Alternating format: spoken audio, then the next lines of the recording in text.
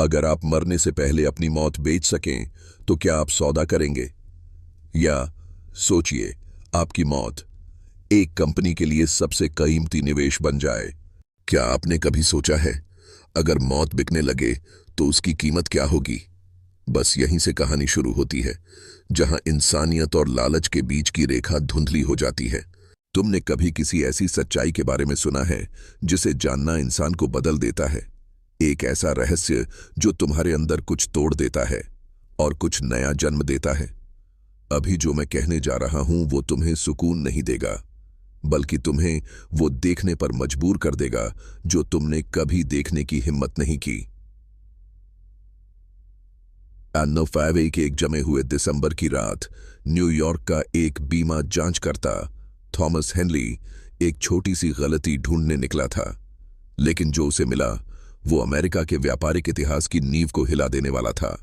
Pennsylvania की सबसे सम्मानित बीमा कंपनी के रजिस्टरों में छुपा था ऐसा खून से सना हुआ लेखा जोखा जो एक सामूहिक नरसंहार को सिर्फ लाभ की भाषा में दर्ज करता था।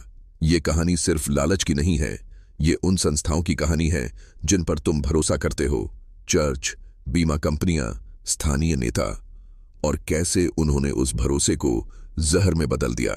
इस काली दास्तान का नाम है ब्लैकस्टोन परिवार। एक ऐसा परिवार जिसने हत्या को एक कला में बदला और बीमा धोखाधड़ी को खून से लथपथ साम्राज्य में। उन्होंने सिर्फ लोगों की जान नहीं ली, उन्होंने इंसानी जिंदगियों को नंबरों में बदल दिया। नफे और नुकसान की गणनाओं में इटर्नल लाइफ इंश्योरेंस कंपनी सुनने में एक ईश्वरीय नाम लगता है ना?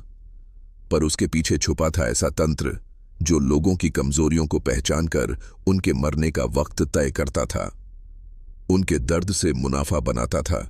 ये कहानी तुम्हें सिर्फ सच नहीं बताएगी, ये तुम्हें उस अंधेरे में ले जाएगी जहां से तुम लौट तो सकते हो, पर पहले जैसे नहीं रह पाओगे। क्योंकि ब्लैकस्टोन परिवार की असली विरासत पैसा नहीं है, वो डर है जो तुम्हारे दिल में आज रात उतरने वाला है। अगर तुम वाकई में सच्चाई का सामना करने के लिए तैयार हो तो रुको, क्योंकि ये सिर्फ शुरुआत है। आगे जो आएगा वो तुम्हारी हड्डियों में सिहरन पैदा कर देगा। अब सांस लो और खुद से पूछो, क्या तुम अपने ही देश के इतिहास में दफन उस सड़े हुए सच को जानने की हिम्मत रखते हो जिसे जानने की कीमत कभी कभी आत्मा से चुकानी पड़ती है? क्या तुम्हें कभी यह महसूस हुआ है कि कुछ परिवार बस अमीर या ताकतवर नहीं होते, बल्कि उन्हें कुछ दूसरा विरासत में मिला होता है? कुछ इतना पुराना, इतना गहरा कि उनकी दौलत और रसूख महज परछाइयां बनकर रह जाती हैं। ब्लैकस्टोन परिवार ऐसा ही एक नाम था, लेकिन ये नाम दौलत का नहीं, रूह की कैद का था। 1861 में हेनरिक म्यूलर की दर्दनाक मौत ने एक सिलसिला शुरू किया, लेकिन असली खेल उससे पहले ही शुरू हो चुका था। म्यूलर की मौत के बाद बीमा की राशि महज 3 दिनों में अन्ना म्यूलर के हाथ में थी। पूरा इलाका ब्लैकस्टोन भाइयों की ईमानदारी का घायल हो गया, लेकिन उन्हें नहीं पता था कि ये तेजी उनकी दया नहीं बल्कि उनकी योजना थी। मोराई ब्लैकस्टोन अक्सर कहा करते थे, एक आदमी का डर ही उसके कीमती फैसले करवाता है। उन्होंने बीमा को उस डर से बांध दिया, मौत से, गरीबी से, परिवार के उजड़ जाने से। लेकिन डर बेचने वाले कभी डरते नहीं, वे बस गिनती करते हैं। इन भाइयों की फाइलें देखने वाला कोई भी शख्स अगर देख पाता, ये समझ जाता कि इटर्नल लाइफ इंश्योरेंस कंपनी एक बिजनेस नहीं था, ये एक शिकारी जाल था जो उन लोगों के इर्द गिर्द बुना गया था जो मरने के सबसे करीब थे, अकेले, थके हुए, टूटे हुए। जैसे जैसे वक्त बीतता गया, म्यूलर अकेला नहीं रहा। अगले 18 महीनों में इटर्नल लाइफ ने 63 मौतों पर भुगतान किया। हर एक मौत या तो औद्योगिक दुर्घटना, कोयले की खदान में फिसलन या संक्रमण बताई गई, और हर एक बार पैसे पहुंचते रहे बिना किसी सवाल के। ये न कोई सौभाग्य था, न कोई ग्राहक सेवा का करिश्मा, इसका नाम था डिजाइन किया गया अंत। क्या तुम समझ रहे हो? ये खेल पैसों का नहीं था, ये खेल नियंत्रण का था। जो मोराई ब्लैकस्टोन ने सीखा था वो ये कि अगर तुम लोगों को यकीन दिला दो कि तुम्हारी मौत भी एक सम्मानजनक सौदा हो सकती है तो वे मरने के लिए भी तैयार हो जाते हैं। इस कहानी में तुम्हें हर चीज मिलेगी, धार्मिक धोखा, संस्थागत पाप और वो गुप्त व्यवस्था जो आम आदमी को कभी दिखती ही नहीं। तुम्हें लगेगा ये कहानी पुरानी है, लेकिन नहीं, यह आज भी जिंदा है। तुम्हारे बीमा में, तुम्हारी नौकरी में, तुम्हारी खबरों में रहे, तुम्हारी औसत जिंदगी के हर उस पल में जहां तुम सोचते हो कि तुमने फैसला किया, लेकिन क्या तुमने वाकई किया। 1883 में इटर्नल लाइफ इंश्योरेंस कंपनी का हेडक्वार्टर एक पुरानी ईंटों वाली इमारत में था। बाहर से शांत, अंदर से शैतान की प्रयोगशाला। वहां काम करने वाले कर्मचारियों को अच्छा वेतन, मुफ्त लंच और हर रविवार चर्च में पहली पंक्ति मिलती थी, लेकिन उनकी असली नौकरी बीमा नहीं, प्रायश्चित का व्यापार थी। जो लोग पॉलिसी खरीदते उनके लिए ये उम्मीद की आखिरी किरण होती। वे सोचते, अगर कुछ हो गया तो कम से कम मेरे बच्चों को कुछ मिलेगा। लेकिन इटर्नल लाइफ को फर्क नहीं पड़ता था कि उन्हें कुछ मिलेगा या नहीं। फर्क इस बात से पड़ता था कि उन्हें मरना कब है। ब्लैकस्टोन भाइयों ने एक सेलेक्टेड क्लाइंट्स डिपार्टमेंट बनाया था। ये वो ग्राहक होते जिनकी उम्र, हालत या नौकरी उन्हें क्लेम के लायक बनाती थी। उनकी फाइलों पर लाल मुहर लगी होती और उनके नाम मौत की कतार में एक एक करके चुपचाप ढकेल दिए जाते। तुम सोच रहे होगे, क्या ये सिर्फ इत्तेफाक था? नहीं, ये वो दौर था जब अमीर लोग अंधविश्वास से खेलते थे और गरीब लोग अपनी जान से, और इटर्नल लाइफ ने दोनों का इस्तेमाल किया। कुछ रिपोर्ट्स बताती हैं कि कंपनी ने उन इलाकों में बीमा एजेंट भेजे जहां महामारी फैलने की संभावना थी। जैसे ही किसी कस्बे में बीमारी फैलती, ब्लैकस्टोन एजेंट पहले से तैयार होते, नए क्लाइंट्स के साइन करवाने और अगले हफ्ते उनके परिवार को चेक देने के लिए। और हाँ, ये चेक कभी भी फर्ज नहीं थे, असली बैंक से असली सिग्नेचर के साथ आते थे, ताकि कोई सवाल ही न पूछे। तुम समझ रहे हो ना? जब तुम किसी पर भरोसा करते हो और वो इंसान तुम्हारे मरने पर पैसे कमाता है, तो क्या तुम वाकई जिंदा होती? 1886 में इटर्नल लाइफ इंश्योरेंस कंपनी का नाम अखबारों में पहली बार आया, पर तारीफ में नहीं, एक हादसे में। शिकागो के एक मजदूर परिवार ने कंपनी पर केस किया। उनका कहना था कि बीमा एजेंट ने उनके बीमार बेटे को पॉलिसी के लिए साइन करवाया और हफ्ते भर में वो बच्चा मर गया। एजेंट ने दावा किया, ये तो बस बुरा नसीब था, लेकिन असली बात कुछ और थी। वो बीमा एजेंट असल में कंपनी का खास आदमी था, जिसका काम था अंतिम हस्ताक्षर लेना। इटर्नल लाइफ ने उसे ऐसे लोगों की पहचान करना सिखाया था जिनके मरने की संभावना ज्यादा हो। वो सिर्फ दस्तखत नहीं लेता था, वो मुहर लगाता था मौत के फैसले पर। जैसे जैसे केस कोर्ट में चला, गवाह गायब होने लगे। जज को एक अजीब चिट्ठी मिली जिसमें लिखा था, कुछ मौतें वक्त से पहले होती हैं, लेकिन कुछ मौतें वक्त को सही करती हैं। पर कोई सबूत नहीं मिला। कंपनी बच गई।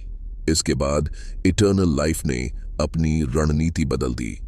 उन्होंने आम जनता से ध्यान हटाकर एलीट क्लाइंट्स पर फोकस करना शुरू किया। अमीर, प्रभावशाली और ऐसे लोग जो अपनी मौत से नहीं, अपने नाम से डरते थे। ये लोग खुद कंपनी के पास आते थे और ब्लैकस्टोन ब्रदर्स उन्हें एक खास पॉलिसी ऑफर करते थे, द लेगेसी प्लान। एक ऐसी योजना जो सिर्फ मौत के बाद एक्टिव होती थी। लेकिन सवाल यह था, किसकी मौत के बाद? द लेगेसी प्लान कोई आम बीमा योजना नहीं थी।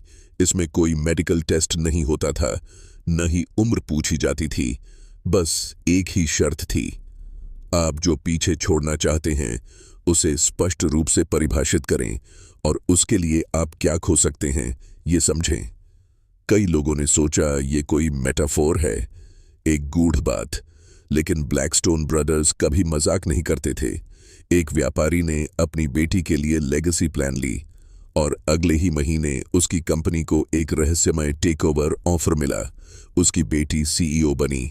एक राजनेता ने ये पॉलिसी ली और उसका सबसे बड़ा विरोधी अचानक राजनीति से बाहर हो गया। उसने बस यही कहा, मैंने बहुत बड़ी कीमत दी है। इटर्नल लाइफ कोई चमत्कारी सेवा नहीं देती थी, वो सिर्फ संभावनाओं को मोड़ती थी। लेकिन जो लोग इस प्लान को लेते थे, उनका एक पैटर्न था। उनकी जिंदगी तो बनती थी, मगर उनके आसपास के लोग जैसे गायब होने लगते थे। कभी एक्सीडेंट, कभी बीमारी, कभी आत्महत्या, और हर बार एक पुराना लिफाफा मिलता था जिसमें लिखा होता योर लेगेसी इज सिक्योर्ड, और नीचे एक साइन ELIC। कुछ लोगों ने इसका विरोध भी किया।